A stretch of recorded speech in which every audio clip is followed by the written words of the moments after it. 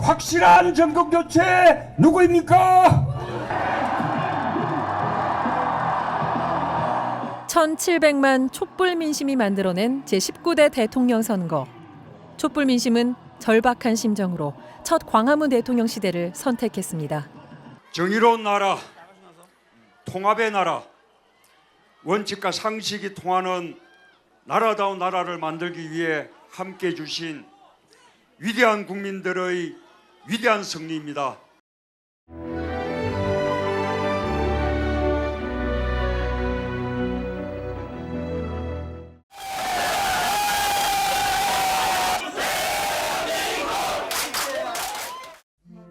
그것은 운명이었습니다.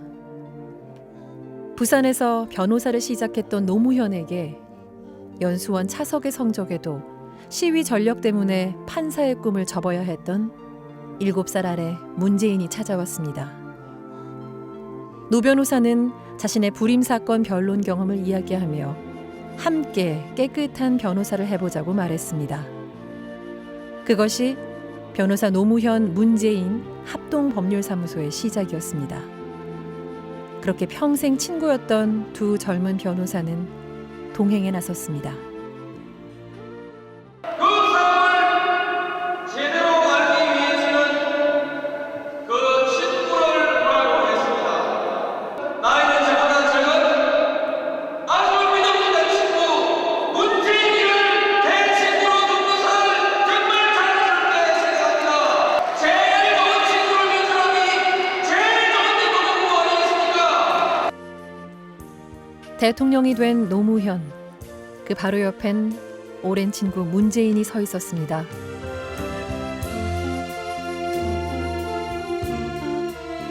사실 문재인은 정치가 싫었습니다. 자신의 자서전에서도 밝혔듯이 정치보단 시민사회에 머물길 원했고 가끔은 도망치듯 히말라야로 떠나기도 했습니다.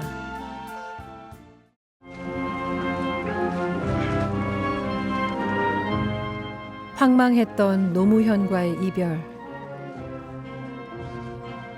운명은 그에게 새로운 길을 가라 했고 시련은 담금질이 되어 그를 강하게 만들어갔습니다.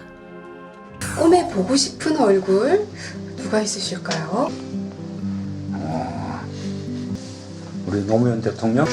근데 한 번도 꽤 여러 번 꿈에서 이렇게 봤는데 네. 한 번도 대화를 나누지 않았어. 아, 예, 모습만 뵙고. 그냥 내가 그냥 봤어. 그냥. 선거전이 뜨겁던 지난달 28일, 우리는 30년간 문재인과 인연을 맺고 있다는 한 사람을 만났습니다. 장원덕 전 사무장. 그는 영화 변호인에서 배우 오달수의 실제 모델입니다. 명사명키로 이 장부도 볼 줄 알아야 되고. 내 대부산. 그는 소중하게 갖고 있던 문재인의 물건들을 꺼내놓았습니다. 요 명판은 문재인 변호사님이 변호사로서 등록하시면서 자기 책상에 걸었습니다. 이 가방을 갖다 국지시장 가 샀어요. 이거를 갖다가 14년을 갖다가 들고 다녔어요. 이러면서 들고 다니시더라니까요. 다 낡고 보기도 그런 내였긴 해. 이것이 내 인생입니다. 내 인생의 삶이 걸어온 길입니다. 기본적으로 외모나 뭐 외양을 가꾸고 이런 데는 뭐 아예 아니에요. 모든 물건을 갖다가 귀중하게 생각하시는 분입니다. 천하의 노무현도 꺾지 못했다는 조용하지만 강했던 문재인의 카리스마. 판사한테서도 말 못합니다. 노 변호사는 변호인 영화의 노시로 그대로 나갔습니다. 그러나 문 변호사님은 그렇게 못 나가요. 타고난 성격 때문에 그래요. 외유내강의 온화한 성품은 그가 사람을 대하는 태도에서도 고스란히 묻어납니다. 문 변호사님은 아주 화난 걸 못 봤는데 제일 화내는 것이 뭐냐? 그러시면 안 되지요. 아니지, 그러시면 안 되지요. 왜 그렇게 생각하십니까? 아니잖니까요. 이겁니다.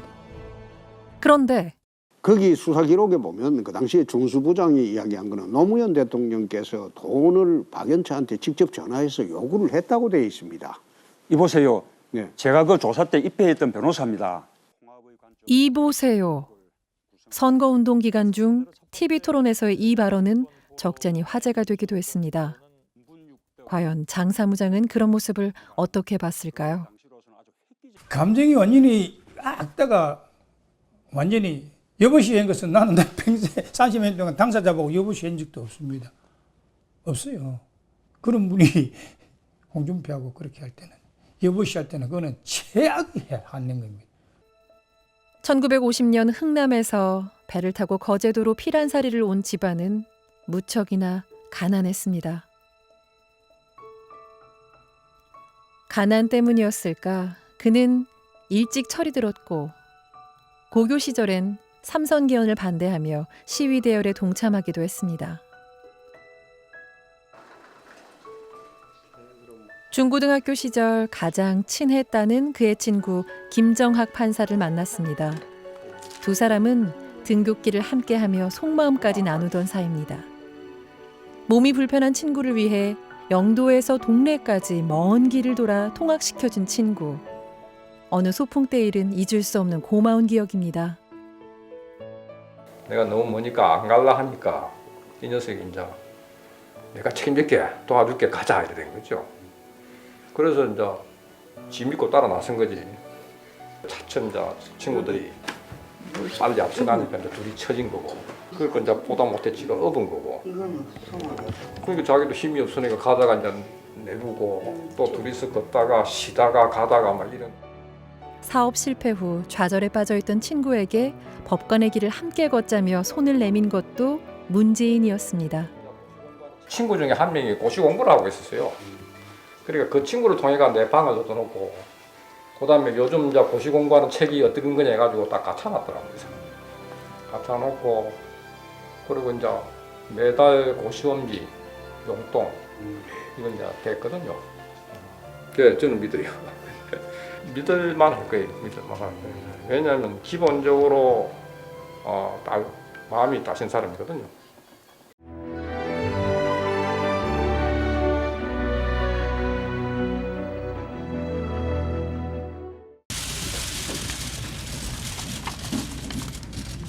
국민 여러분, 죄송합니다.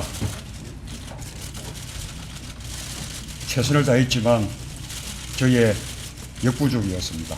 오늘은 사정이 그러니 만큼 질의응답하지 않고 바로 퇴장하시는 것을 부탁하겠습니다. 대단히 감사합니다.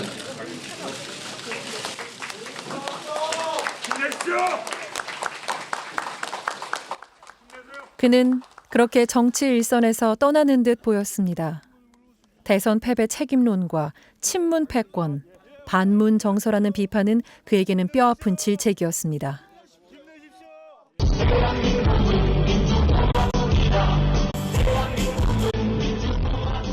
사상 유례 없는 국정농단 사태, 그리고 대통령 탄핵. 이게 나라냐는 촛불 민심의 분노는 결코 꺼지지 않았습니다. 무너진 대한민국의 현실 앞에서 그도 촛불을 들었습니다. 그렇게 국민과 함께 광장에 섰습니다.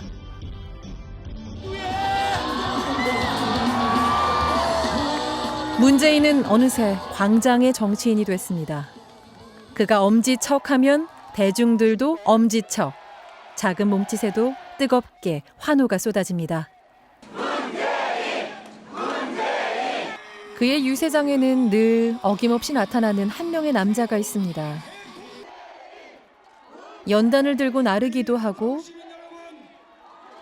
자신의 큰 몸을 숨기느라 여념이 없습니다. 문재인 캠프의 이미지 영상팀장 장철영 씨. 광장의 대통령 이미지는 어떻게 만들어졌을까요? 일단은 시민들에 둘러싸인, 국민들에 둘러싸여 있는 국민의 대통령이기 때문에 그 느낌이 가장 어울린다라고 생각을 했어요. 후보는 그러면서 힘을 얻거든요. 스킨십이 있으면 있을수록 그런 길을 받을 수 있어요. 우리는 그 중간에 그 딱 기본만 만들어주는 역할을 하고 있습니다. 국민들이 만들어주는 것 같아요. 더 그림을. 그는 고 노무현 전 대통령의 사진사로 세상에도 알려져 있습니다. 그는 가까이에서 본 두 사람의 특징을 아 그리고 아의 차이로 설명합니다. 똑같은 진국인데 그 빛을 발하기까지는 좀 걸리는 사람이 문재인이고 처음부터 그 빛을 보여줬던 분은 노무현이었던 것 같아요. 노무현 대통령은 딱 보자마자 야 이런 다음에 그냥 절로 이렇게 가는데 문재인 후보는 좀 지나면 이래 되는 거거든요. 아가 아니라 이래 되는 그런 느낌이었던 것 같아요. 그를 지지하는 젊은 유권자들도 나섰습니다. 한 인터넷 커뮤니티에서는 그의 사격 자세가 화제가 됐습니다. 조준 전 하늘을 한번 살짝 보는 모습. 동공이 축소돼 조준을 더 잘하려는 특전사 출신의 오랜 습관입니다. 문재인이 어떤 후보보다 외교, 안보 이슈를 해결할 적임자라는 응원들입니다. 군대도 안 갔던 사람들, 특수자 출신 저 문제를 앞에서 안보 얘기 꺼내지도 마라! 맞습니까? 뜨거웠던 당내 경선의 상처를 치유하고 하나의 팀으로 거듭나는 것도 시급했습니다. 서로 주장이 달랐던 후보들이 한자리에 모였습니다. 문재인 후보께서 제안해 주신 거죠. 저는 뭐 양복 입고 넥타이 메고 갔는데 또 안희정 지사는 아예 옷을 뭐 편하게 또 캐주얼하게 입고 오셨고 문 후보께서도 아예 넥타이 풀고 아예 오셔서 우리도 자연스럽게. 먼저 건배를 제의한 건 안희정 충남지사. 저도 사실은 조금 당황했어요. 국민정서의 이 소주 폭탄주라고 하는 게 그리 이미지가 좋지가 않기 때문에 좀 걱정했는데 그것도 오히려 좀 더 자연스럽게 보였다고 해서 그것도 뭐 괜찮았던 것 같습니다. 우리는 동료의 관계에서 경쟁을 한 것이기 때문에 팀이라고 하는 걸 깨면 안 되고 약간 이제 섭섭하게 자기가 원하는 결과를 얻지 못해서 아쉽긴 하겠지만 일단 경쟁이 끝나면 다시 또 하나의 팀으로 복귀하는 게 중요한 가치여서 제가 쉴 새 없이 바쁜 일정 속 유세 차량 안에서 어떻게 시간을 보내는지 SBS 카메라가 살짝 엿봤습니다. 수행 비서로부터 일정 보고도 받고 실시간으로 전해지는 지지자들의 글도 확인하고 연설문도 새로 손봅니다. 그렇게 22일간의 여정은 숨가쁘게 흘러갔습니다. 어디서 여당이라 그러면 말도 못하면서 야당이 뭘 하면 삿대질하고 우리 새끼들 왜 되겠어요? 정신 차립시다. 이까이기는 우리 대구가 20년째 전국 경제 꼴찌라도 아무도 봐주는 사람이 없잖아요. 여전히 뿌리 깊이 남아있는 서로 다른 이념과 진영 논리, 때로는 격정을 불러오기도 했습니다. 대구의 지역구를 둔 한 국회의원의 호소가 화제가 되기도 했습니다. 아직 이분들이 어색해해요. 야당 자체를 어색해하는 데다가 그다음에 또 문재인 후보가 지난번에 자신들이 지지하던 박근혜 후보하고 경쟁을 했기 때문에 그런 어떤 묘한 심리적인 어떤 저항선이 있어요. 그러나 분명히 세대별로 보면 한 40대까지는 확실하게 변화에 대한 열망이 묻어납니다. 그런 점에서 좀 새로운 기대를 해보는 거죠. 불과 1년 전 자신의 정치적 고향 광주에서조차도 무릎을 꿇어야 했던 문재인. 그러나 촛불의 경험 속에 고질적인 지역주의와 색깔론도 예전 같진 않았습니다. 미우나 고우나 호남의 하늘 풀사랑 여러분 누굽니까? 그래도 문재인 아닙니까? 맞습니까?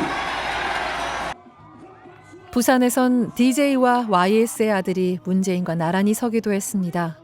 성자의 저주에 빠지면 안 됩니다. 이겼기 때문에 내가 할 수 있다고 생각해서 뭔가를 해보려고 하다가 아무것도 못하는 게 성자의 저주거든요. 꼭 해야 된다. 싫은 사람을 더 자주 만나라 라고 저는 말하고 싶어요. 반대하는 사람을 더 자주 만나야 된다. 정말 그 반대가 국민들로부터 지탄받을 때까지 만나줘야 된다. 그럴 때만 이게 개혁동력이라는 게 국민적 에너지를 가지고 해볼 수 있거든요.